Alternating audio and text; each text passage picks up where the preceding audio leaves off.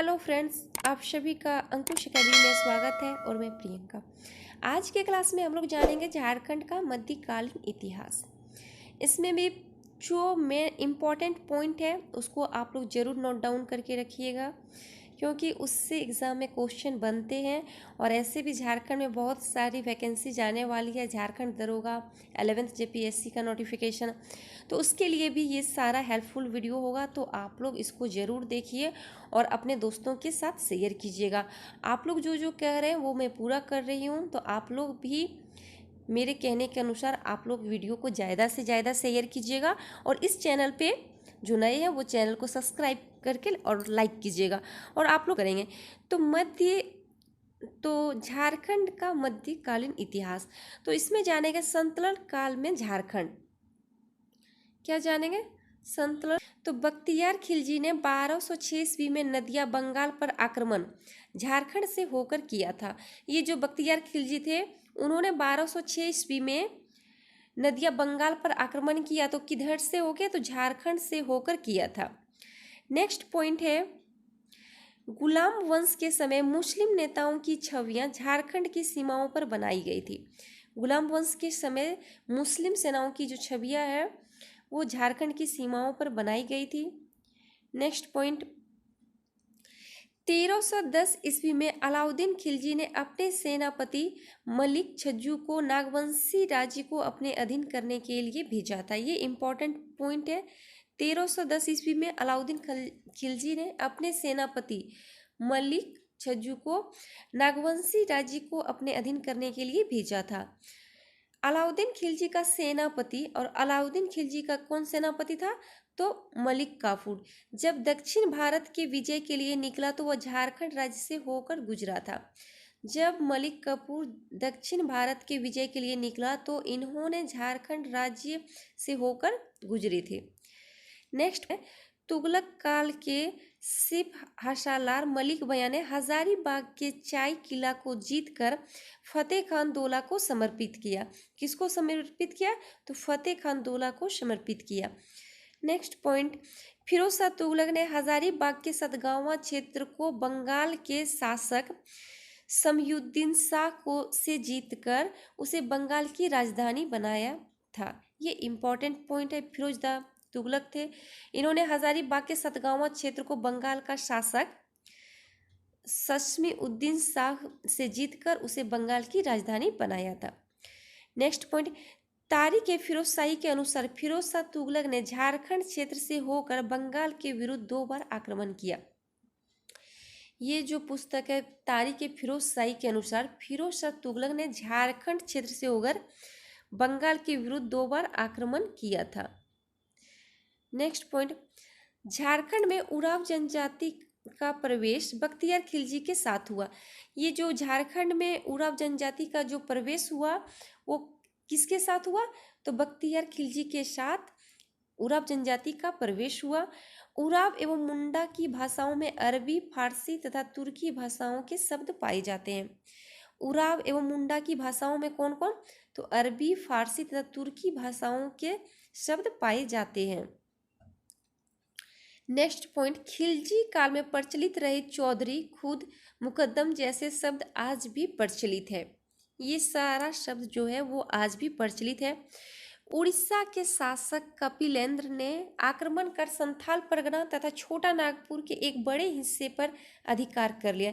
ये जो उड़ीसा के शासक थे इन्होंने संथाल परगना और तथा छोटा नागपुर का एक बड़े हिस्से पर अधिकार कर लिया आक्रमण करके। श्री चैत्य चरितमित्र में झारखंड के भौगोलिक आकार का स्पष्ट वर्णन है। क्वेश्चन रहेगा झारखंड के भौगोलिक आकार का स्पष्ट वर्णन किसमें है? तो श्री चैतन्य चरितमित्र में। नेक्स्ट पॉइंट,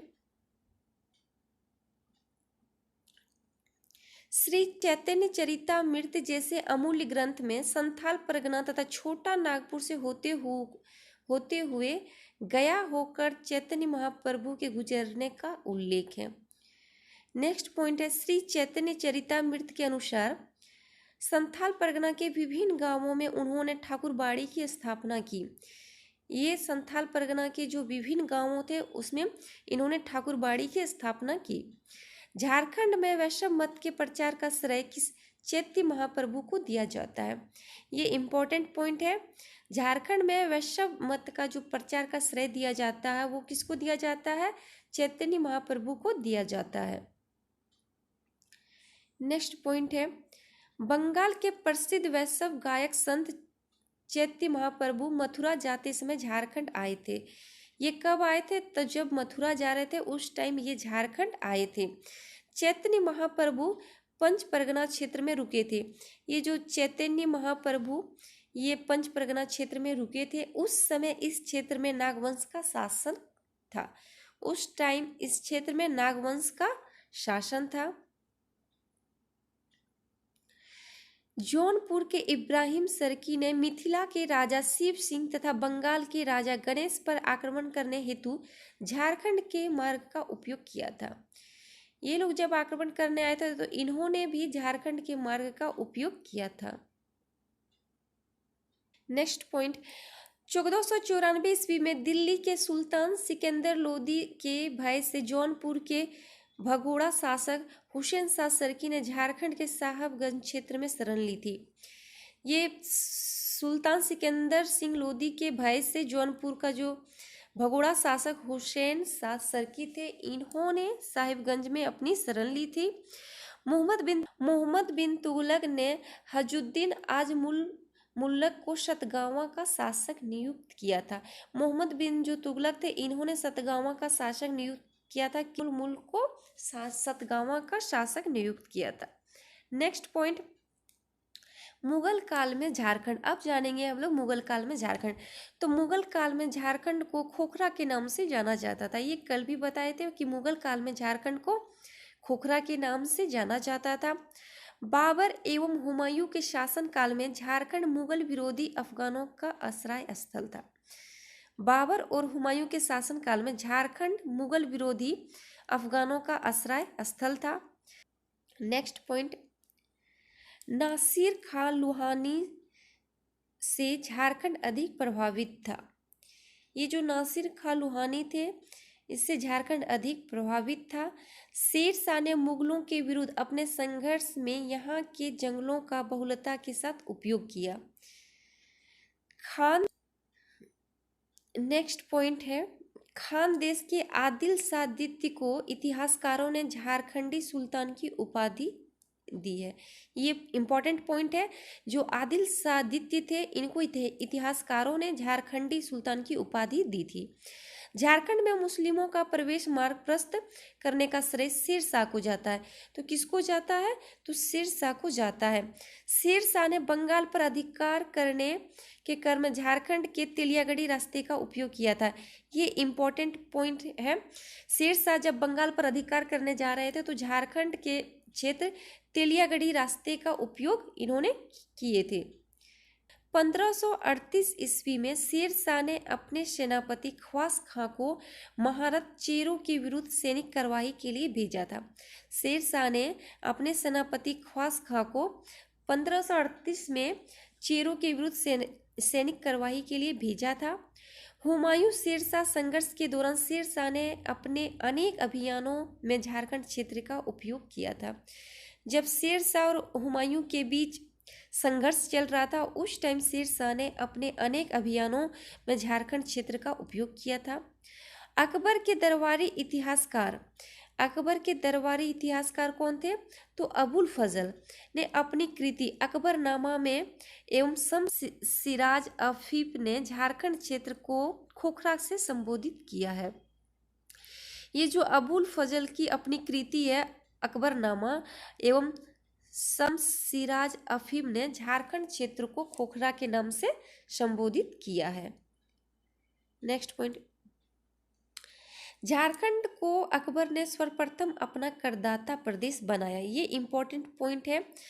सबसे पहले किस मुगल शासक ने झारखंड को अपना करदाता प्रदेश बनाया है? तो अकबर ने सर्वप्रथम अपना करदाता प्रदेश झारखंड को बनाया है। मुगल शासक अकबर ने 1585 ईस्वी में झारखंड को अपना करदाता प्रदेश बनाया। अकबर ने किस वर्ष बनाए थे? तो 1585 ईस्वी में झारखंड को अपना करदाता प्रदेश बनाया। अकबर ने 1585 ईस्वी में शहबाज खां के नेतृत्व में नागवंशी शासक मधुकर शाह के विरुद्ध विजय प्राप्त करने हेतु सेना भेजी थी। इन्होंने 1585 में नागवंशी शासक मधुकर शाह के विरुद्ध विजय प्राप्त करने के हेतु इन्होंने सेना भेजी थी। नेक्स्ट पॉइंट, 1592 ईस्वी में अकबर के राज प्रतिनिधि मान सिंह ने झारखंड के राजमहल को बिहार एवं बंगाल की राजधानी बनाया। ये जो अकबर के प्रतिनिधि मान सिंह थे, इन्होंने झारखंड के राजमहल को बिहार और बंगाल का राजधानी बनाया। कब? तो 1592 ईस्वी में। राजा मान सिंह को बिहार झारखंड का सूबेदार 1589 में नियुक्त किया गया। इनको कब बिहार झारखंड का सूबेदार नियुक्त किया गया? तो 1589 में नियुक्त किया गया। नेक्स्ट पॉइंट, राजा मानसिंह ने पलामू के चेरो राजा भागवत राय को पराजित कर उसे मुगलों की अधीनता स्वीकार करने को विवश किया। ये जो राजा मानसिंह थे, इन्होंने पलामू के राजा भागवत राय को पराजित कर दिया और मुगलों की अधीनता स्वीकार करने को विवश किया था। भागवत राय को पराजित करके 54 हाथी अकबर के समक्ष पेश किया गया। जब भागवत राय पराजित हो गए तो 54 हाथी अकबर के समक्ष पेश किया गया। झारखंड के राजा मधु सिंह ने उड़ीसा के अफगान शासक कुतलुग खां के विरुद्ध मुगलों के अभियान में मानसिंह का साथ दिया था। तो ये जो उड़ीसा के अफगान शासक कुतलुग खां थे के विरुद्ध मुगलों के अभियान में मानसिंह का ये साथ दिए थे। नेक्स्ट पॉइंट है, सिंह भूम के पुरहाट वंश के मुगलों की अधीनता 1591-92 ईस्वी में स्वीकार की। कब की? तो 1591-92 ईस्वी में स्वीकार की। नेक्स्ट, आईने अकबरी के अनुसार हजारीबाग के 2 स्थान 6 और चंपा परगने के रूप में सूबा बिहार में शामिल थे। ये कहाँ? तो 2 स्थान 6 और चंपा परगने के रूप में सूबा बिहार में शामिल थे। शहबाज खान ने नागवंशी राजा मधुकर शाह को पराजित किया। इन्होंने किसको पराजित किया? तो नागवंशी राजा मधुकर शाह को पराजित किया। मुगल शासक जहांगीर के समय झारखंड पर मुगलों का अधिकार स्थापित हुआ। मुगल शासक जब जहांगीर थे तो उस टाइम झारखंड पर मुगलों का अधिकार स्थापित हुआ। जहांगीर के समय खुखरा झारखंड प्रदेश का राज्यपाल इब्राहिम खां फतेह था। जहांगीर के समय झारखंड प्रदेश का राज्यपाल वो कौन था? इब्राहिम खां फतेह था। नेक्स्ट पॉइंट, जहांगीरी के अनुसार जहांगीर ने 1615 ईस्वी में बिहार झारखंड के सूबेदार इब्राहिम खां को खोखरा विजय के लिए भेजा था। ये इब्राहिम खां को खोखरा विजय के लिए भेजा था। जहांगीर के समय शंख नदी हीरों के लिए प्रसिद्ध था। ये इंपॉर्टेंट पॉइंट है। किसके समय शंख नदी हीरों के लिए प्रसिद्ध था? तो जहांगीर के समय ये जो शंख नदी है वो हीरों के लिए प्रसिद्ध था। इब्राहिम खान ने 1617 ईस्वी में खुखरा के नागवंशी राजा दुर्जन शाह को हराकर शंख नदी पर कब्जा किया। ये जो इब्राहिम खान थे, इन्होंने 1617 ईस्वी में खुखरा के नागवंशी राजा दुर्जन शाह को हराकर शंख नदी पर कब्जा कर लिया। झारखंड के नागवंशी राजा दुर्जन शाह को गिरफ्तार कर ग्वालियर में करके रखा गया था। नेक्स्ट पॉइंट, झारखंड के नागवंशी राजा ये जो दुर्जन शाह थे, इनको गिरफ्तार करके ग्वालियर में रखा गया था। नागवंशी राजा दुर्जन शाह 12 वर्षों तक ग्वालियर किले में बंद रहा। ये जो दुर्जन शाह थे, इनको ग्वालियर में 12 वर्षों तक बंद करके रखा गया। बाद में जहांगीर ने उसके राज्य को पट्टा के रूप में 6000 रुपये का सालाना कर पर दे दिया। उसे शाही की पदवी प्रदान की गई। उनको कितने रुपए का कर? तो 6000 रुपये सालाना पर दे दिया और उसे शाही की पदवी प्रदान की गई। ये इंपॉर्टेंट पॉइंट है और इससे एग्जाम में क्वेश्चन बने हैं। नेक्स्ट पॉइंट है, नागवंशी राजा दुर्जन शाह हीरो का सबसे बड़ा पारखी था। ये जो दुर्जन शाह थे वो हीरो का सबसे बड़ा पारखी था। जहांगीर ने नागवंशी राजा दुर्जन शाह को शाह की उपाधि प्रदान की थी। ये इंपॉर्टेंट पॉइंट है। ये जो मुगल शासक जहांगीर थे, इन्होंने नागवंशी राजा दुर्जन शाह को शाह की उपाधि प्रदान की थी। चेरो राजा अनंत राय एवं सहबल राय जहांगीर के समकालीन थे। ये इंपॉर्टेंट पॉइंट है। ये जो चेरो राजा थे अनंत राय और सहबल राय, ये जहांगीर के समकालीन थे। नेक्स्ट पॉइंट, चेरो राजा सहबल राय को पराजित कर दिल्ली लाया गया, जहां शेर के साथ लड़ाकर उसे मार डाला। ये सहबल राय को दिल्ली लाया गया, जहां शेर के साथ लड़ाकर उसे मार डाला। शाहजहां के दूसरे पुत्र शाह सूजा ने बंगाल का सूबेदार बनने के पश्चात झारखंड के राजमहल को अपनी राजधानी बनाया। शाहजहां के जो दूसरे पुत्र हैं शाह सूजा ने बंगाल का सूबेदार बनने के बाद इन्होंने झारखंड के राजमहल को अपनी राजधानी बनाया। शाहजहां ने बिहार के सूबेदार शाइस्ता खां को पलामू पर अधिकार करने तथा चेरो राजा प्रताप राय को मार भगाने का आदेश दिया था। ये किसको आदेश दिया था? तो बिहार के सूबेदार शाइस्ता खां को पलामू पर अधिकार करने और चेरो राजा प्रताप राय को मार भगाने का आदेश दिया था। नेक्स्ट पॉइंट है, शाइस्ता खां का पलामू पर आक्रमण 1642 ईस्वी में हुआ। शाइस्ता खां ने चेरो राजा प्रताप राय ने नजराने के रूप में 80,000 रुपये दिए। कितना रुपए दिए थे? तो 80,000 रुपये दिए। जबरदस्त खां का पलामू पर आक्रमण 1643 ईस्वी में हुआ।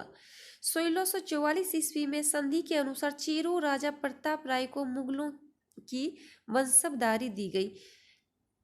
ये जो चेरो राजा प्रताप राय थे, उनको मुगलों की मनसबदारी दी गई। नेक्स्ट पॉइंट है, औरंगजेब के शासन काल में नागवंशी राजा रघुनाथ शाह था। ये इंपॉर्टेंट पॉइंट है। औरंगजेब के शासन काल में नागवंशी राजा कौन था? तो रघुनाथ शाह था। औरंगजेब के शासन काल में चेरो राजा मेदिनी राय था और औरंगजेब के शासन काल के समय चेरो राजा कौन थे? तो मेदिनी राय थे। चेरो राजा मेदिनी राय को न्यायसी राजा कहा गया है।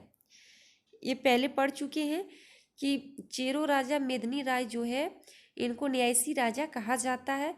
मेदिनी राय के शासन काल को चेरो शासन के स्वर्ण युग के रूप में जाना जाता है। ये इंपॉर्टेंट पॉइंट है। मेदिनी राय के शासन काल को चेरो शासन के स्वर्ण युग के रूप में जाना जाता है। नेक्स्ट पॉइंट, चेरो परंपरा के अनुसार पलामू के चेरो राजा मेदिनी राय ने रघुनाथ शाह के समय दोईसा पर आक्रमण किया था। ये जो मेदिनी राय थे ने रघुनाथ शाह के समय दोईसा पर आक्रमण किया। चेरो राजा मेदिनी राय ने दोईसा को तहस नहस कर नवरत्नगढ़ के प्रसिद्ध नागपुर दरवाजा पलामू ले जाकर नए किले में लगवाए। ये जो मेदिनी राय थे, ये दोईसा को तहस नहस कर ये जो नवरत्नगढ़ के प्रसिद्ध नागपुर दरवाजा पलामू ले जाकर नए किले में लगवाए। औरंगजेब ने बिहार के सूबेदार दाऊद खां को पलामू पर आक्रमण करने हेतु भेजा था।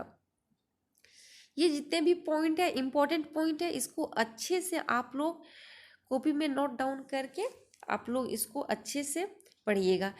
औरंगजेब जो थे वो बिहार के सूबेदार दाऊद खां को पलामू पर आक्रमण करने के हेतु भेजा था। नेक्स्ट पॉइंट, औरंगजेब के शासन काल में 1667 ईस्वी में रामगढ़ का राजा दलील सिंह था। तो रामगढ़ का राजा उस टाइम कौन था? तो दलील सिंह था। रामगढ़ के राजा दलील सिंह ने 1670 ईस्वी में अपनी राजधानी को बादाम से हटकर रामगढ़ स्थापित की। ये इंपॉर्टेंट पॉइंट है। ये जो राजा दलील सिंह थे, इन्होंने 1670 ईस्वी में अपनी राजधानी बादाम से हटाकर रामगढ़ में स्थापित की। मुगल शासक औरंगजेब की मृत्यु के बाद झारखंड स्वतंत्र हो गया। झारखंड कब स्वतंत्र हो गया? जब औरंगजेब की मृत्यु हो गई तो झारखंड स्वतंत्र हो गया। नेक्स्ट पॉइंट जानेंगे, उत्तर मुगल काल में झारखंड। औरंगजेब की मृत्यु के बाद स्वतंत्र हुए खुखरा प्रदेश को गवर्नर सर बुलंद खां ने पुनः मुगल शासकों के अधीन किया।